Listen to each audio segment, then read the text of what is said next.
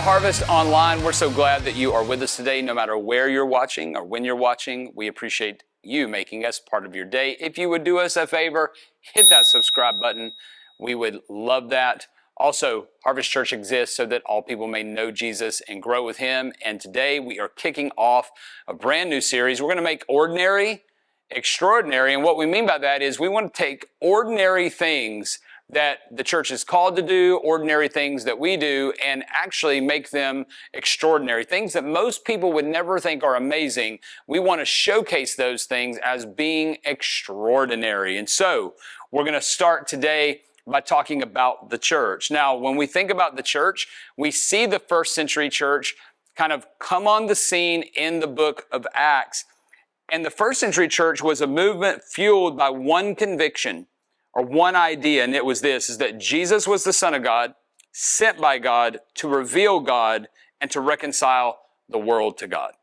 So the first century church, no matter their background, no matter the language they spoke, no matter what their experiences were, no matter their economic status, socioeconomic status, no matter what, that was their one conviction. That fueled the movement to start the church.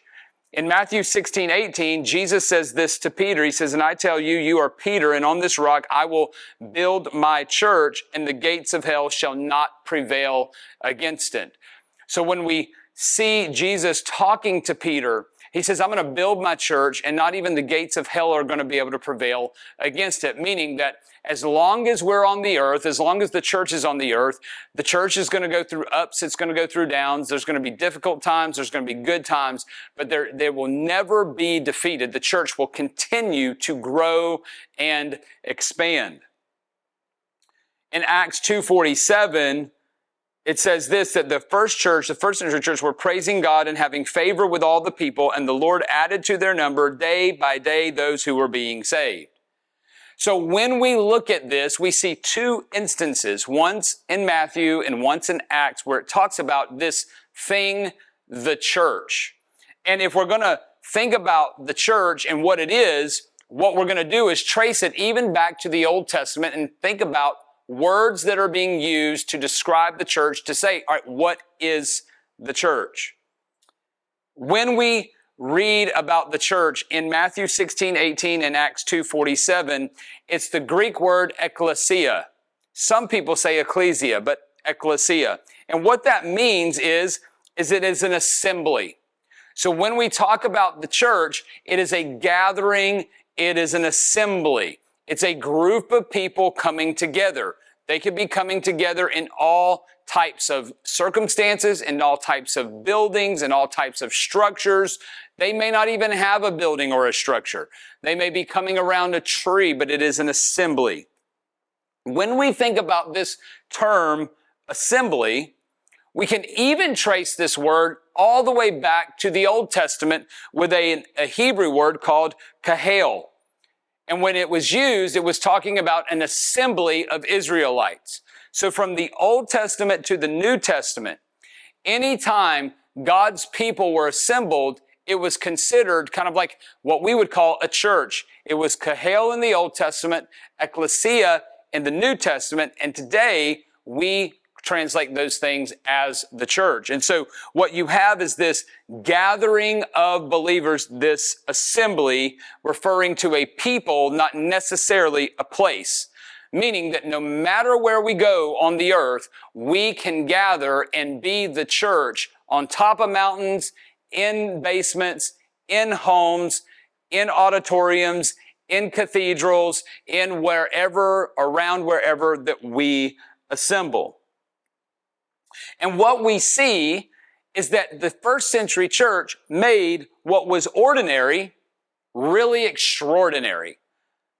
In the first century, they took what was ordinary and created a movement that lasted 2,000 years. They gathered. They shared the gospel among their neighbors and their friends. They loved one another. They gave generously, and it was all fueled by one conviction, one idea, that Jesus was the Son of God, sent by God to reveal God and to reconcile the world to God. That was it. That's the first century church. And even today, if you take it back and we gather, that is why we gather as well. It's the same conviction that fuels the movement, that Jesus was the Son of God, sent by God to reveal God and to reconcile the world to God. Now, earlier in this year, my wife and I had the privilege of being invited to go over to Europe to see the state of the church there. And what was so unique about it is that in Europe, the church is operating with the same conviction that I just read to you, but in a post-Christian society, meaning that the majority of people no longer identify as believers.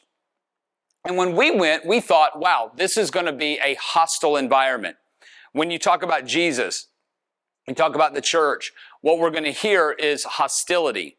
What we heard was not hostility. What we heard was that it was indifference. That a post-Christian society looks not hostile at the church, but is indifferent toward the church. Meaning, that's great for you, but it's not good for us. That's great that you prioritize that, but we have other priorities.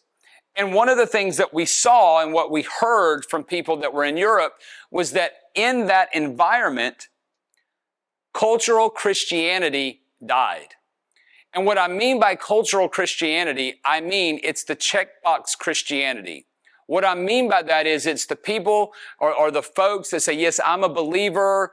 Yes, I post,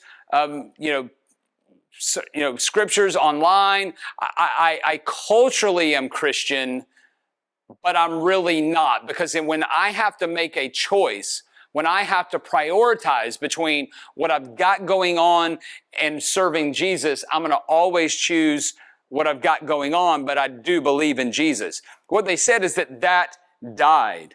And eventually what happened is a remnant remained, a people that were really sold out for Jesus, and that's what the church has been. So when we see that, there's a perfect example of it. We went to a church that just 60 years prior had over 100 youth coming to their church. In 60 years, they went from over 100 youth coming to their church, as well as the adults, down to, I'm not kidding you, 6 people. We walked into the church and it was so cold because they could not afford to turn on the heater for when we came. They could only afford to turn on the heater in one little room for one day a week, which was on Sunday. And it was led by a 78-year-old man. There were literally 6 people, and they wept and they had a dream that that church would one day be vibrant again. But the point was that in 60 years, literally in somebody's lifetime, that church went from vibrant, reaching their community, to basically non-existent, and it's going to take a huge effort to get them back up and running again. What you see is that when there's complacency in the assembly, it leads to indifference in the community. That as the people who gather, the kahal, the ekksesia, the church, as we become complacent, what it does is it leads to indifference in the wider stretch of the community. When we all of a sudden don't make Jesus and following Jesus a priority, then the next generation sees it as non-essential. And one of the keys in this passage of scriptures that we're reading and in this sermon series is that in America, while there's still 64% of people that identify as being Christian, what we see are troubling trends of the church falling in the same thing that happened in Europe. And we're inching closer and closer and closer to a post-Christian society than we ever have been before.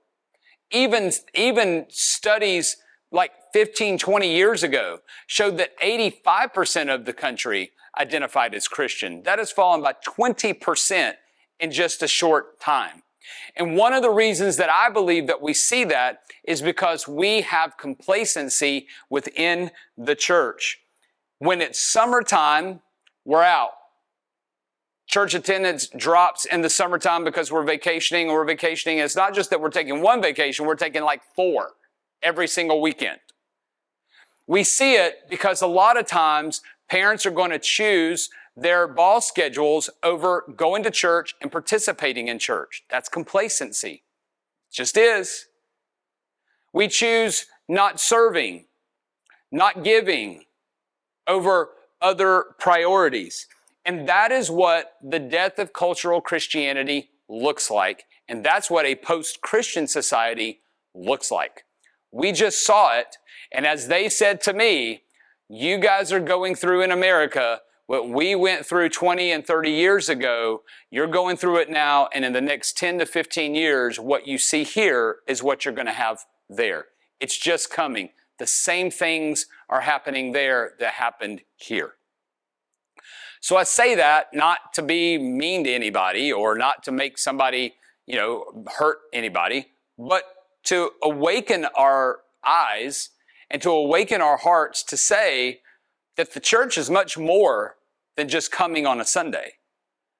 That the church really is, and we say this, Acts 2:47, 24/7, that they were praising God, having favor with the people, and God was adding to their number daily those who were being saved. And that the Ekksesia of Jesus is a people that is on a mission. That it's actually a people that have a purpose. That it's actually people that say, you know what, and I'm going to have a purpose for what I'm doing because I'm on a mission. And the mission is fueled by a conviction. And here's the conviction, that Jesus was the Son of God, sent by God to reveal God and to reconcile the world to God. And so what happens is when we have that mentality, it shifts us from a cruise ship mentality to a battleship mentality. Meaning that in the church, instead of, like if you go on a cruise ship, what are people there to do? Serve you, relax, vacation, get the food you want, the drink you want, the entertainment you want. Well, for a lot of us, that's how we see the church. We judge whether we go to a church or not by the mission, not by what the church is trying to do, but by how we're being served or fed. The church has to be a battleship mentality, though, that says we're fueled by a conviction like the first century church, that God has redeemed us and reconciled us, not so that we can get all of our needs met, so that we can share that message with others so that they can also experience reconciliation through Jesus Christ. So the Ekksesia of Jesus is a people on a mission. A couple of things. We are responsible for the faith of the next generation. I have a guy that I met in Scotland, and his name is Robert. And I remember Robert talking about his generation. And he had it with deep conviction and sorrow. And he's like, I've had to repent. He said, because it was my generation that led us spiritually to where we are today. Because we became complacent and we lost the next generation. He said, it was my generation that did it. And he's 65, 70 years old. He's like, it was my generation that did it. We lost it. He said, because we weren't living out the gospel like we needed to. We weren't communicating the gospel like we needed to. We weren't prioritizing the gospel to future generations like we needed to. And he's like, and so the faith of the next generation was lost because of us and our generation. And he did it with great just sorrow, and you could see the pain on his face. For us, standing here today, it's kind of like what Mordecai encouraged Queen Esther. Perhaps you have been made for such a time as this. And that perhaps God put you on the earth for such a time as this to be a part of what he's doing in this time, in this era, so that we can sow faith into the next generation so that they can live on fire for Jesus. Because the Ekksesia of Jesus is a people on a mission. When I think about making ordinary extraordinary, one of the things that I'm most proud about Harvest Church 18 months in is that we really have just made doing ordinary things extraordinary. We don't have huge events, and we don't have big LED screens, and we don't even have a building. But what we have done is we've taken some very basic ideas, some very basic principles, and we've said, but those are the things that we want to focus on. Those are the things that we want to say are extraordinary, and yet they're extremely ordinary. So I want to share some with you. The first is being a church that is in our community for our community. We have been out and served the community relentlessly. Our harvest homes during Christmas, they do it week in and week out. On April the 20th, we're having a huge outreach somewhere else. We're not asking somebody to come to us because we don't really have a place to come to much. We're going to them. Why? Because we want to show people the love of Jesus. We want to meet them to where they're at. We want to care for the community. We want to be good citizens. And we started with this idea that is in Jeremiah 29:7 that says, if you seek the good of the community, their welfare is our welfare. As our community thrives, so do we. As our community becomes healthier, so do we. As our community comes to know Jesus, then we get the opportunity to participate in that. And so when we think about some things that are ordinary, just getting out and serving a homeless person a meal, or going to a recovery home and serving them Thanksgiving dinner, that's really not an amazing thing. That's probably not going to get the front page of a news story. It's not going to be on Fox News or CNN or MSNBC, wherever you watch. It's not going to be the front cover. It's an ordinary thing that has extraordinary implications, not just in the people serving, but in the people being served. It's amazing to do that. Most people don't do that. The other thing that we kind of built the church on is we view ourselves as an army, not an audience. Meaning, we don't want to encourage people to come and sit. We want people to come and have a part. We want someone to come and play a part. I know somebody, Miss Gloria, and she says, listen, I've been in church my entire life. She's like, I've never been a part of a church like Harvest. Literally, never. She's like, a church that encourages people to serve, a church that gets out and serves, a church that isn't just content with people sitting in the seats, but a church that really pushes that and is very mission driven. She's like, I've literally never been a part of a church like this. And I'm like, that's what we wanted to build. We wanted to view ourselves as an army, not an audience. And I got to share with you some things that have been amazing that I've seen that are very ordinary, but they're extraordinary. And one of those things is empowerment. You know, one of the things that I love so much is that we've empowered our harvest home leaders, or at least I believe we have our harvest home leaders and our team leaders to go and drive the mission forward. Not trying to micromanage, just saying stay within our core tenets, stay within our mission and empowerment. That's what Ephesians 4:11-16 says, is that Jesus is giving gifts to the church for the building up of the church, for the equipping of the saints for the works of ministry. And so one of the things I'm so proud of is that our harvest home leaders have owned the mission. Our team leaders have owned the mission. They've recruited people. They've served. They've shared the gospel. And I've told them, what I've asked you to do is not easy. I haven't asked you to do something that's easy. I've asked you to do something that's very hard. And I'm so proud of them because they've owned it. I mean, it's unbelievable. Like, it's unbelievable. There's people in the harvest homes I don't even know. And I don't need to know because we've empowered them, right? That's what empowerment is like. The other thing that I don't think that a lot of people know is going on at Harvest is our discipleship, right? We want to train and equip, not just study, and release people to do and live out their God-given purpose. And so when we talk about discipleship, it's not just transferring information, but it's also transferring responsibility. We have a group of people that meet in my living room and have met in my living room for like over a year that are leading Discovery Bible studies. They've gone out and shared the gospel over 70 times. They've shared their own story over 45 times. We've seen 24 salvations. And we've even planted 2 micro churches out of that. One that meets in a recovery home and one that meets on a Saturday morning in a coffee shop. And we have 7 Discovery Bible studies happening all throughout the city. That is incredible. I say, you're the Navy SEALs, right? You're the Navy SEALs. You're SEAL Team 6. And they kind of laugh about it or whatnot. But we release people into ministry. And so when we think about that the Ekksesia of Jesus is a people on a mission that is convicted of this idea that Jesus was the Son of God, sent by God to reveal God and to reconcile the world to God. That is the outworking of that conviction. That we are a people that want to take the gospel with us wherever we go and share the gospel with our friends and our relatives and our neighbors and our co-workers and even in our enemies, and we want to pray for them and even strangers.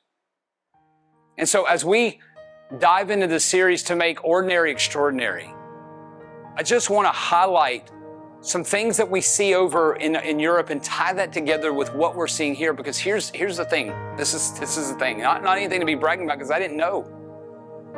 The way that churches are structured in a post-Christian society and how they're having to reach their communities is very similar, if not exactly like we have built and structured Harvest.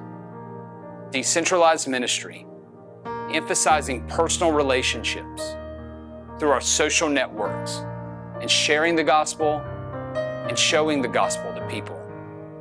Because the Ekksesia of Jesus is a people on a mission, and it's all centered around this conviction that Jesus was the Son of God and He was sent by God to reveal God and to reconcile the world to God, and that is a responsibility that He has passed on to me and you, His assembly of believers all over the world. It's such an amazing privilege to partner with the King of the universe to see His kingdom expand. So the question is this: what part does He want you to play? What is your role? What is He calling you to do? And how to get involved and how to live on mission. God bless you.